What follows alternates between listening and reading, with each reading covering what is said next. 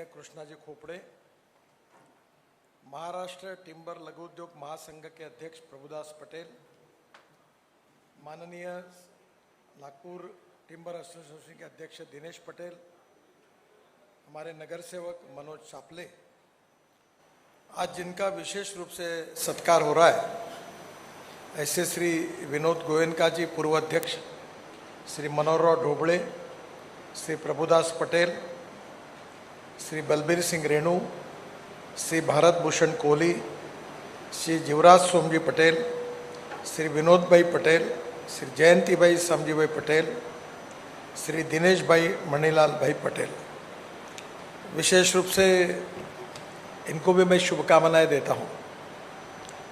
75 साल यानी 1946 को इसकी स्थापना हुई थी और मेरा जन्म 1957 में हुआ था, तो मेरे जन्म से 11 साल पहले इसकी स्थापना हुई है। और विशेष रूप से 1980 में करीब अनेक बार बलवंतराव ढोबळे जी के साथ में मैं अनेक बार अनेक लोगों के यहाँ आया भी हूँ, कोहली जी के यहाँ गया हूँ, बलबीर सिंह जी के यहाँ गया हूँ, और विशेष रूप से सभी लोगों से मेरा परिचय रहा है। दो कारण रहे कि जो दलवी हॉस्पिटल है जिसका रेणु जी अध्यक्ष थे, वो बंद पड़ा था और रेणु जी के नेतृत्व में विशेष रूप से हमारे एसोसिएशन टिम्बर एसोसिएशन के अनेक सदस्यों ने मिलकर उसका पुनरुत्थान किया। तो स्वाभाविक रूप से उसका हॉस्पिटल से जुड़ने के कारण अनेक लोगों से मेरा संबंध रहा है।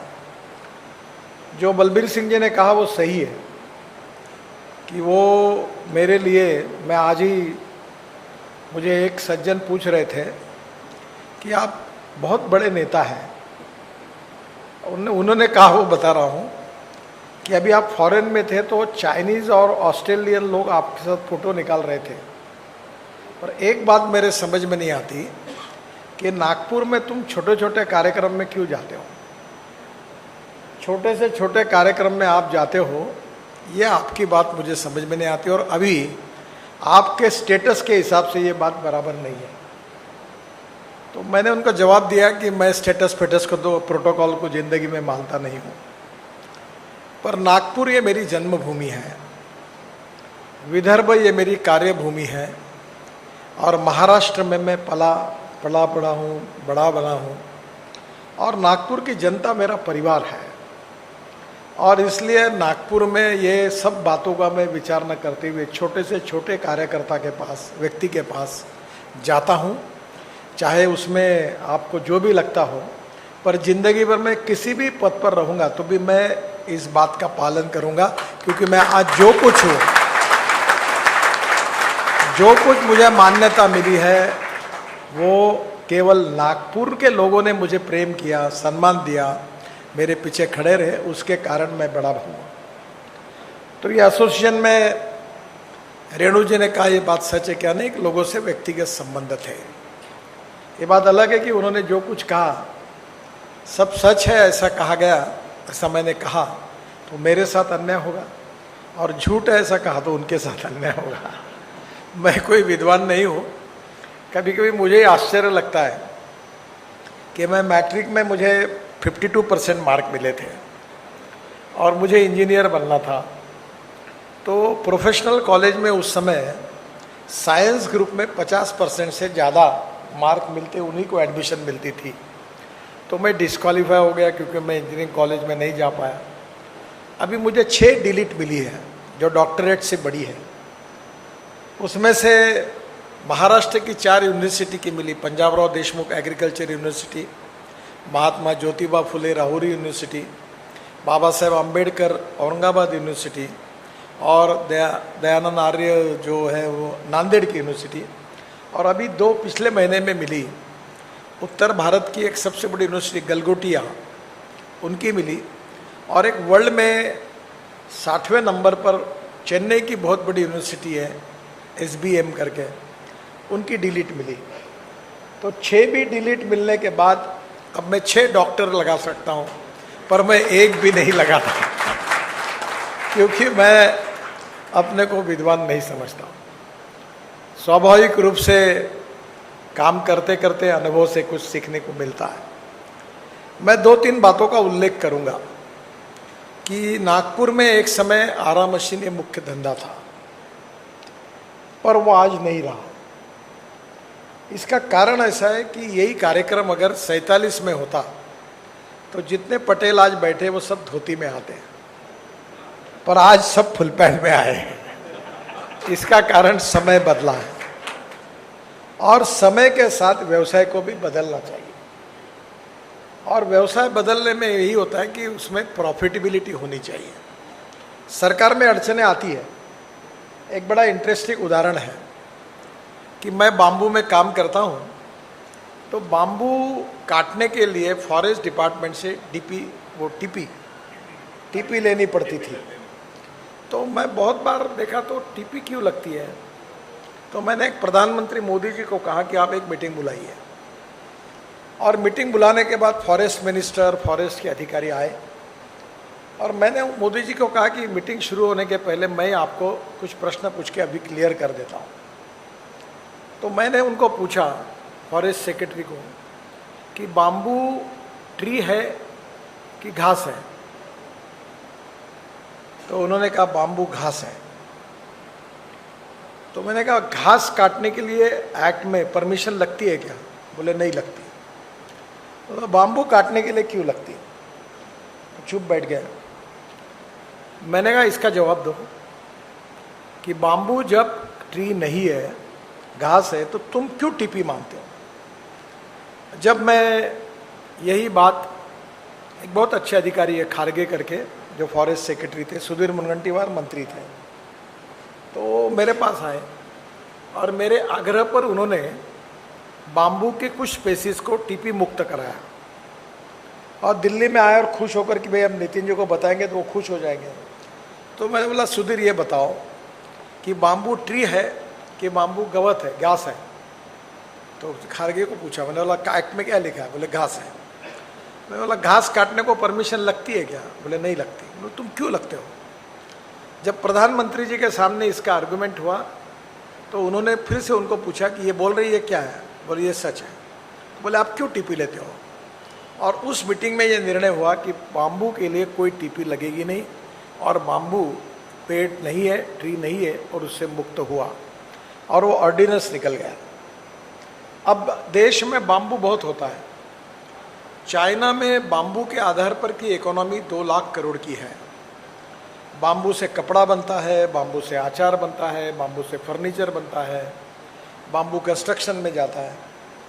एक तो हमारे यहाँ नागपुर में एक टाउरी करके हिंगनघाट के, उन्होंने बाम्बू से अंडरपैंट और बनियान भी बनाई, जर्सी बनाई, और बहुत अच्छी है, उसमें अंदर में पसीना नहीं छूटता। मैं इंदौर में गया था, बाम्बू से मॉडल ने कपड़े पहनकर बाम्बू के पहने। पर हमारे यहाँ अगरबत्ती वालों को जो बाम्बू लगता है वो चाइना में अभी नॉर्थ ईस्ट में उपलब्ध होता है। अभी अगरबत्ती में मैं एमएसएमई का मंत्री था, तब 4000 करोड़ का बाम्बू की काड़ियाँ और ये इंपोर्ट होती थी। तो अभी जो दिल्ली के लेफ्टिनेंट गवर्नर है सक्सेना, वो खादी ग्रामोद्योग कमीशन के अध्यक्ष थे, और वो दोनों और मैं भिड़ा। मैंने कहा ये हिंदुस्तान को ये चाइना का इंपोर्ट बंद करना है, और हम ऐसे ताकत से भिड़े कि हमने इंपोर्ट बंद करवाया। उसके ऊपर जितने लूपहोल्स थे वो बाहर निकाल दिए। तो मुझे बाद में अपने नागपुर में जो अगरबत्ती, उन्होंने बताया कि चाइना में जिस शहर में ये अगरबत्ती बनती थी वहाँ आपका पुतला फूका उन्होंने कि आपने बंद करवाया करके। बहुत नाराज है लोग आपके ऊपर। फिर उसकी मशीन उन्होंने यहाँ लाई और वो लाके उन्होंने यहाँ तैयार किया। अब मैंने उनको सुझाव दिया कि जो बाम्बू की अगरबत्ती की काड़ियाँ बनती है उसमें लॉजिस्टिक कॉस्ट इम्पॉर्टेंट है, क्योंकि 80% वेस्टेज निकलता है, 90%। तो आसाम में ब्रह्मपुत्रा पर मैंने ड्रेजिंग किया, जलमार्ग बनाया, गंगा में जलमार्ग बनाया, और मैंने बांग्लादेश में जाके 250 किलोमीटर खुदाई करके, ड्रेजिंग करके, बांग्लादेश के प्रधानमंत्री की इच्छा के कारण वहाँ भी ड्रेजिंग करा दिया, मुंगली पोर्ट तक। तो वहाँ जोगी धोपा करके एक गांव है आसाम में, और वहाँ मैंने मल्टी मॉडल हब बनाया। मल्टी मॉडल हब का मतलब होता है कि जहाँ वाटरवेज है ब्रह्मपुत्रा का, एयरपोर्ट है, नेशनल हाईवे और रेलवे है, चारों एक ही जगह है।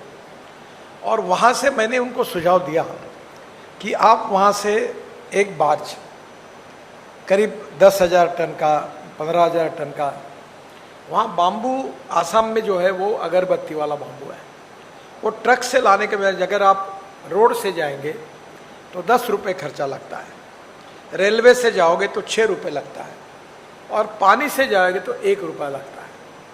तो मैंने उनको सुझाव दिया कि आप सब अगरबत्ती वाले मिलो और आसाम में बाम्बू खरीदी करो, जो आपको चाइना में मिलता है, जिसकी अगरबत्ती की उसकी लकड़ी बनती है, और वो वहाँ से जोगीघोपा से पानी से आप वाराणसी लेके आओ। और वाराणसी में उसको मैंने गंगा में 4 मल्टी मॉडल हब बनाए।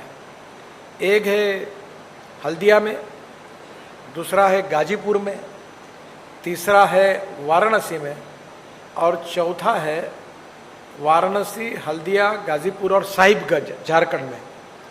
तो मैंने कहा आप वहाँ से पूरा जहाज में डालकर वो माल अगर वाराणसी लाते हो तो वाराणसी से 12 घंटे में ट्रक नागपुर आता है वाया जबलपुर। तो ये 12-13 घंटे में आ जाएगा, तो आपकी लॉजिस्टिक कॉस्ट एकदम कम हो जाएगी, और वो पानी से आएगा उससे कम हो जाएगी, और नागपुर ये अगरबत्ती का मैन्युफैक्चरिंग हब बन जाएगा, क्योंकि वो एकदम कॉस्ट कम हो जाएगी। अब वो बात हो नहीं पाई। दूसरी बात, मैंने आरा मशीन वालों को बहुत बार कहा, ये मनोज बैठा है, कि समय के साथ जो नहीं बदलते उनकी प्रगति नहीं होती। मुझे माफ़ करिए, सच बोलने में मैं भी कभी कभी संकोच नहीं करता। तुम बदले नहीं इसलिए तुम्हारा धंधा नहीं बढ़ता, और तुमको बदलना भी नहीं है। अब तुम फॉरेन से लकड़ी लाते हो, अब मुझे वो भी मालूम है कि उसमें क्या लफड़े गोचे होते हैं मैं सब सीक्रेट जानता हूँ। फिर वो टैक्सेशन वाले पीछे लगते हैं, इंपोर्ट कैसा होता, माल कैसे आता, कटता कैसा, कितना जीएसटी भरते, कितना नहीं भरते, फिर सब चोर ऑफिसर को माल पानी देने आदमी थकता है अभी बदल गई। तो आरा मशीन के परमिशन के बारे में मुझे मालूम नहीं आप में से किसी की केस थी, और स्वरूप सिंह नाइक उस समय फॉरेस्ट मिनिस्टर थे, तो आप किसकी तो भी केस थी यहाँ के। हाँ, और मैं उनके पास 25 बार गया था, फिर उनमें हियरिंग हुआ, और ये लकड़गंज की पूरे आरा मशीन को हटाने के बारे में ऑर्डर हो गया था। फिर मैं स्टे लाया, और वो केस बड़े स्वरूप सिंह नाइक कहने के बाद भी वो फॉरेस्ट वाले सुनते नहीं थे, बहुत प्रॉब्लम आते थे। तो वो कहते थे कि इसका डिस्टेंस कितना है, क्या है। अब ये ऐसा है कि अब ये लकड़गंज में है, प्लॉट की कीमत हो गई 10,000 रुपये स्क्वायर फुट। तो 10,000 रुपये के स्क्वायर फुट की ज़मीन पर आरा मशीन चलाना कौन सा व्यवहार है? और यहाँ पोल्यूशन करके लोगों को आवाज़ की तकलीफ देना, और ये कोई मतलब नहीं है धंधा करने में। कारपोरेशन ने कहा है कि इंडस्ट्रियल का कमर्शियल करो या इंडस्ट्रियल का रेसिडेंशियल करो और इसको डेवलप करो। तो मैंने उस समय कहा था कि यहाँ बंद करो। एक तो नया जो रिंग रोड बना है उसमें अभी मैं देवेंद्र जी ने 1200 करोड़ रुपए मंजूर किए। वो है ट्रक ट्रांसपोर्ट के बहुत बड़े हब के लिए, लॉजिस्टिक पार्क के लिए। तो लॉजिस्टिक पार्क में 1200 करोड़ है, तो हम बहुत बड़ी लैंड देख रहे हैं। तो पूरा ट्रांसपोर्ट, ट्रक रिपेयर सब बाहर लेके जा रहे हैं।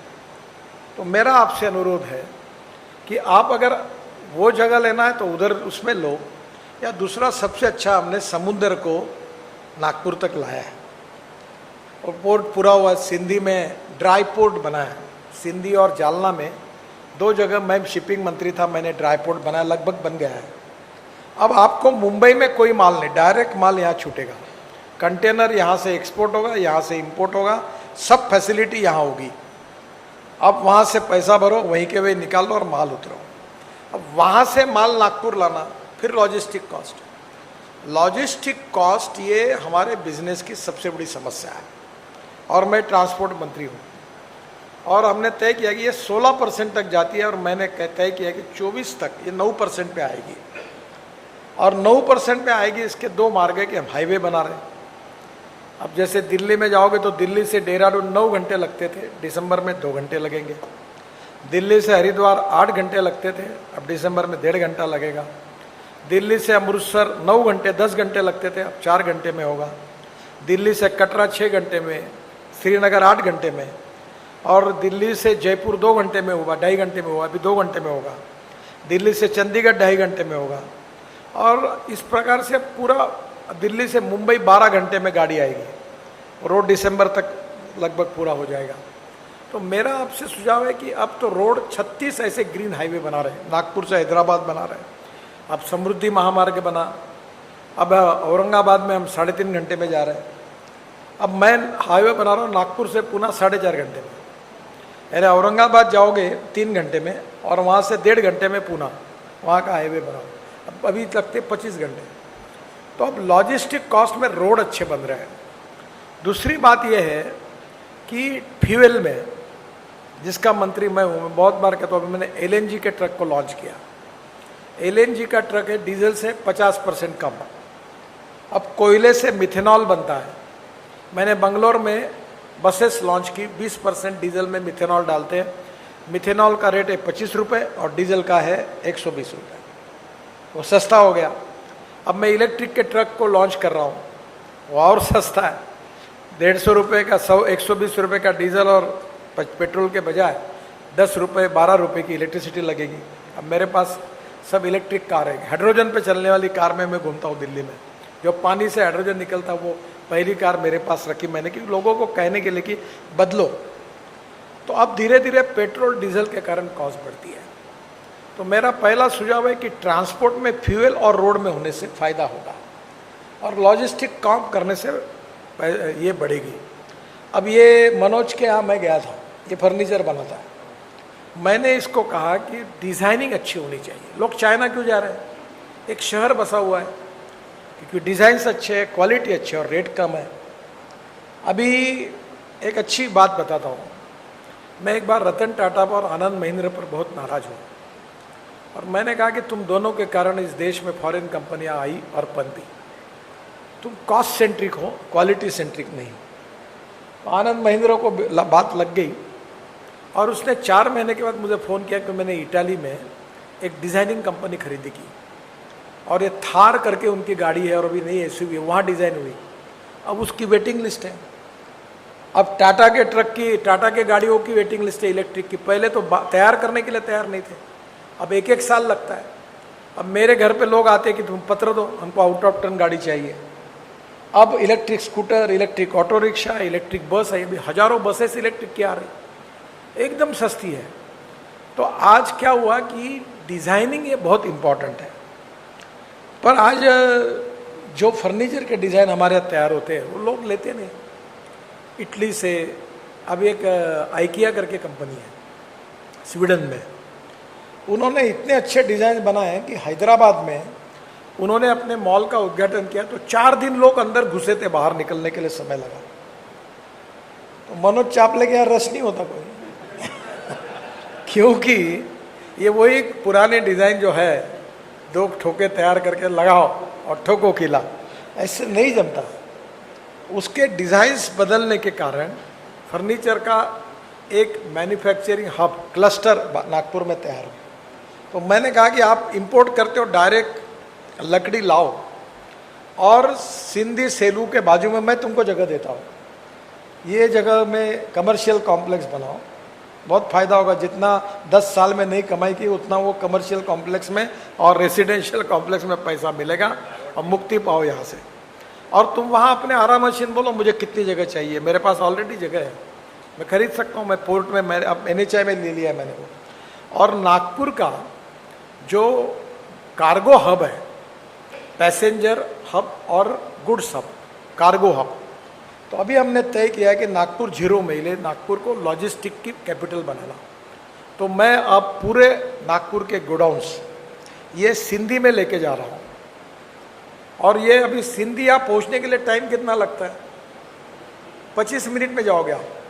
अभी यहाँ से जो खापरी का रेलवे पुल है, वो वहाँ से मैं पुल तोड़ रहा हूँ, और वहाँ से डायरेक्ट पुल से ऊपर आप VCA के आगे उतर जाओगे, और रोड को 6 लेन बना रहा हूँ।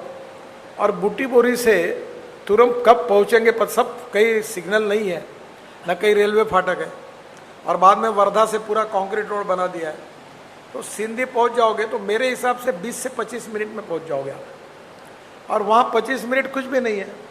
और वहाँ आप इंपोर्ट करके लकड़ी लाते हो, ट्रक में भरते हो, हमाली देते हो, वो फिर से इधर लाते हो, यहाँ काट के फिर बेचते हो। इसके बजाय वहीं के वही लकड़ी लो और वहीं के वही काटो और वहीं फर्नीचर के क्लस्टर तैयार करो, अगरबत्ती के तैयार करो, तो लॉजिस्टिक कॉस्ट कम होगी।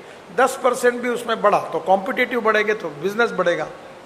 तो कहीं ना कहीं बिजनेस को समय के साथ बदलना पड़ता है, और ये नहीं बदलेंगे तो नेचुरली इसमें फिर स्टेगनेंसी आती है। मुझे अभी और एक अच्छी बात मैं आपको, आज ही मैं एक साउथ इंडिया के बड़े फिल्म एक्टर है, विलन है वहाँ का, सयाजी शिंदे करके, बहुत पॉपुलर है। तो वो एक ट्री प्लांटेशन का काम करते हैं। तो मैंने उनको कहा कि तुम अभी आज ही उन्होंने 70 ट्री औरंगाबाद पैटर्न रोड पर बढ़िया ट्रांसप्लांट किए। तो मैं आपको एक कह रहा हूँ कि बाम्बू का प्लांटेशन करने के पीछे पड़े। आपको पता होगा कतार में नया एयरपोर्ट बना, उसका बाम्बू का काम हिंदुस्तान के लोगों ने किया। अभी ये मालदीव में 4 रेस्टोरेंट होटल्स जो थे समुद्र में वो बाम्बू के बने। अभी बंगलोर का एयरपोर्ट बाम्बू में बन रहा है। अभी वो सिंधुदुर्ग में एक अच्छे फर्नीचर के डिज़ाइन काफ़ी बाम्बू में बन रहे हैं। अब बाम्बू की टाइल्स बन रही है, बाम्बू के चमचे बन रहे हैं। अभी आसाम में मैं MSME का मंत्री था, 9 फैक्ट्री खुली है और बाम्बू की टाइल्स बनती है। ये प्लाईवुड बाम्बू का बनता है। तो अब बाम्बू में ऐसा हुआ, अब लकड़ी का तो प्रॉब्लम है, पर किसानों को आप बाम्बू लगाने के लिए बोलोगे तो आपको आराम से 3,500-4,000 रुपये टन के अंदर बाम्बू मिलेगा। और वही बाम्बू से अगर आप अलग अलग चीज़ें बनाओगे तो मुझे लगता है वैल्यूडेशन होगा। अभी हवाई जहाज़ में आप मैगी खाते हो या कुछ उपमा खाते हो तो जो चमचा मिलता है वो भी बाम्बू का है। तो मुझे याद है कि ये शुरू होने के पहले मैंने कहा था कि ये भी चमचे चाइना से इंपोर्ट हो रहे हैं, तो क्या हिंदुस्तान में चमचों की भी कमी है? पर अब वो आसाम में बनने लगे, 9 फैक्ट्री खुल गई। टूथब्रश बाम्बू का आया, बाल का कंघा बाम्बू का आया। तो बाम्बू अगर किसानों ने लगाया, ये पूरे तैयार है किसान लगाने के लिए। मैंने अभी एक स्कीम की कि हमारे यहाँ पावर प्रोजेक्ट है, लड़के देखते हैं, अभी हमारे यहाँ 380 मेगावाट पावर होती है, तो हमें रोज़ 5,000 टन कोयला चाहिए। तो मैंने उसको बोला कि इसके बजाय हम लोग बाम्बू क्यों नहीं यूज़ करें। तो आज बहुत मशीनरी के साथ ऐसी बात कर रहा था। तो छोटे छोटे इसमें मुझे कम से कम 500 ट्रक बाम्बू का टुकड़ा चाहिए अगर मैं कोयले को अल्टीमेट करूँ। तो ये चीज़ में रिसर्च करके अभी पैलेट बने। अभी आपके पास ये बाम्बू का भूसा मिलता है, उसके पैलेट अभी NTPC मैंने लाया नियम कि किसानों से खरीदी करो, तो 6 रुपये किलो से खरीदते हैं, 7 रुपये किलो से। तो आपको उसमें काफ़ी वैल्यू एडिशन हो सकता है और वो लेने के लिए तैयार है। तो कहीं ना कहीं समय के साथ टेक्नोलॉजी और विजन को बदलना पड़ता है।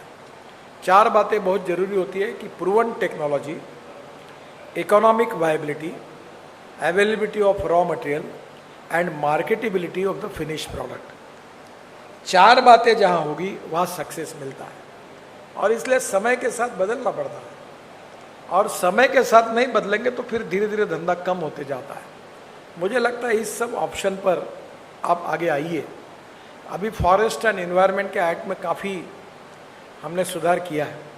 मैं आपको दूसरी बात बताता हूँ, आप खुद लकड़ी क्यों नहीं, ये प्लांटेशन क्यों नहीं करते? मैं WCL और मैनेजर ऑफ इंडिया की जगह देता हूँ, और उसमें आप ट्री लगाइए और सरकार से परमिशन लेके काटिए। अभी कानून आया है। आप सरकार ये विश करने होती है। मैंने अपने बेटे को कहा है कि जो सरकार के साथ धंधा करता है या सरकार जिस धंधे में हस्तक्षेप करती है वो कभी यशस्वी नहीं होता। कभी भी सरकार के साथ पढ़ना नहीं लपड़ेगा। आप किसानों को बताओ कि तुम लकड़ी लगाओ, हम खरीद लेंगे, और उसकी टीपी उसको मिल जाएगी, बाम्बू को जरूरत नहीं है। और उसके ऊपर आज मैं भी ऑस्ट्रिया गया था और स्विट्जरलैंड गया था, पूरी लकड़ी काटने की जगह जगह पे ये थे। इतनी लकड़ी है उनके पास, कोई प्रॉब्लम ही नहीं है। हम प्लांटेशन करें, लकड़ियाँ लगाए और कुछ लकड़ी काटते रहे और लगा। अभी मैं नेशनल हाईवे के बाजू में मैंने 3.5 करोड़ बाम्बू लकड़ी लगाई है, पेड़ लगाया, और अब उसमें मैंने सुधार कर लिया कि लकड़ी बेचने का हमको अधिकार है, वो फॉरेस्ट नहीं है। तो नेचुरली अगर रोड के बाजू में भी ये भंडारा रोड पर पूरे भंडारा तक लकड़ी लगाए और आपने ही काटी तो आपकी आरा मशीन चल जाएगी। तो ऐसी बहुत सी बातें जिसमें युग नए परिवर्तन के साथ अगर आपने ये उसका फ़ायदा उठाया तो वेस्टलैंड में ये हो सकता है। अभी बाम्बू से हमने बायो इथेनॉल बनाया और ये आसाम में, और वो गाड़ियाँ चल रही उसके ऊपर। अभी आपकी जितनी गाड़ियाँ हैं सब में हमने बना हुआ, मैं विदर्भ में पूरे पेट्रोल में जितनी गाड़ियाँ स्कूटर यूज़ करते हैं उसमें 20% हमारा इथेनॉल है। और अभी बाम्बू से, अभी राइस स्ट्रॉ से, यानी परली जिसको तनस बोलते हैं, उससे हम लोग बिटुमिन बना रहे हैं। हमारे देश में 80 लाख टन बिटुमिन लगता है, 50 लाख टन हमारी रिफाइनरी देती है और 30 लाख टन इंपोर्ट होता है। अभी प्रूवन टेक्नोलॉजी आई। मैं सब किसानों को कहने वाला हूँ कि पहले अन्नदाता थे, अब ऊर्जादाता बन गए, अब बिटुमिन दाता बनो। ट्रैक्टर मोल्डेड 20 लाख का यूनिट डालो, बिटुमिन बनाओ, मैं खरीदता हूँ 30 लाख टन, 30,000 करोड़ का मुझे चाहिए, मैं लाखों करोड़ के रोड बनाता हूँ, मैं आपसे खरीदी करूँगा। तो कहीं ना कहीं टेक्नोलॉजी के साथ बदलने में जो नया नेतृत्व है अभी, उन्होंने जरूर इनिशिएटिव लेना चाहिए। एक बात जरूर है कि आज तक जिन पुराने लोगों ने ये जो यहाँ का टिम्बर मर्चेंट एसोसिएशन का निर्माण किया और एक बहुत रेपुटेड संस्था के रूप में आई, पहले बलवंतराव ढोबळे थे, रामजी डब थे, रेणु जी पुराने हैं, बाकी पुराने पीढ़ियों के अब लोग दिख नहीं रहे। कोहली जी थे सीनियर, मुझे याद है उनके पास मैं बलवंतराव के साथ बहुत बार वो अध्यक्ष थे तो बहुत बार उनके पास भी जाता था। अब धीरे धीरे कुछ लोगों ने बिजनेसेस भी डाइवर्सिफाई किए, पर अब नागपुर के बाहर अपना क्लस्टर तुम तैयार करो, जगह देने के लिए हम तैयार हैं और निश्चित रूप से उससे बिजनेस बढ़ेगा। और जहाँ आपका क्लस्टर होगा वहाँ अगरबत्ती का और फर्नीचर का भी बनाओ, तो फर्नीचर एक्सपोर्ट होगा, हमारे देश यहाँ का फर्नीचर यूज़ किया जाएगा, उसका डिज़ाइनिंग सेंटर खोलो। ऐसी मल्टीप्लाई इकोनॉमी होती है। अभी मैं ऑस्ट्रिया में भी मैंने देखा, स्विट्ज़रलैंड में देखा, और तब मुझे याद आई कि यहाँ हर गांव में आरा मशीन है और लकड़ी काट रहे हैं। वहाँ कोई बनाए नहीं क्योंकि जंगल ही जंगल है, 75% फॉरेस्ट है। तो मुझे लगता है कि हम अगर फॉरेस्ट को बढ़ाएंगे तो पर्यावरण का प्रॉब्लम सॉल्व होगा और फॉरेस्ट बेस्ड इंडस्ट्री को और प्रोत्साहन मिलेगा। तो आने वाले समय में ज़रूर नए पीढ़ी के लोगों ने सोचना चाहिए। पुराने एक्ट और environment, ethics, economy, ecology and environment के बारे में बहुत ही सजगता है और पोल्यूशन ये बहुत बड़ी समस्या है। और इसलिए आप बिल्कुल इस फिराक में मत रहो कि तुम माल काटते रहोगे फॉरेस्ट से। वैसे फॉरेस्ट के अधिकारी और तुम्हारी अच्छी दोस्ती होती है और कैसे माल कटता और आता, तो अभी वो धीरे धीरे बहुत अलर्टनेस बढ़ा है।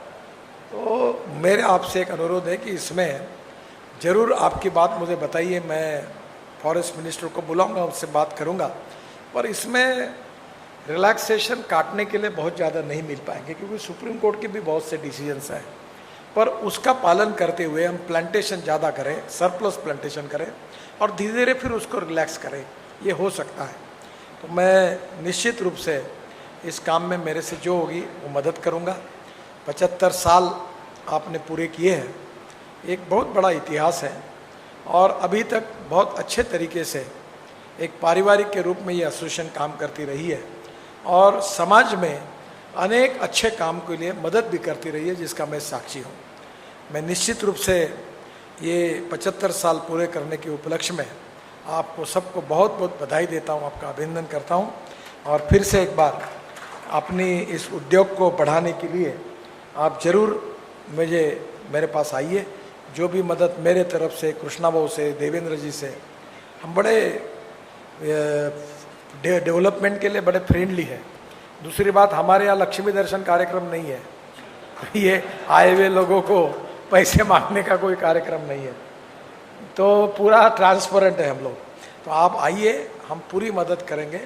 एक तरफ पर्यावरण को बढ़ाइए, दूसरी तरफ उद्योग को भी बढ़ाइए और रोजगार को बढ़ाने के काम को और आपके द्वारा बढ़ेगा तो निश्चित रूप से हमारे यहाँ नवीन रोजगार का साधन भी उपलब्ध होगा। बहुत बहुत धन्यवाद। नमस्कार। धन्यवाद गडकरी जी, आपने हमारा इतने खूबसूरत तरीके से मार्गदर्शन किया। आपसे एक छोटा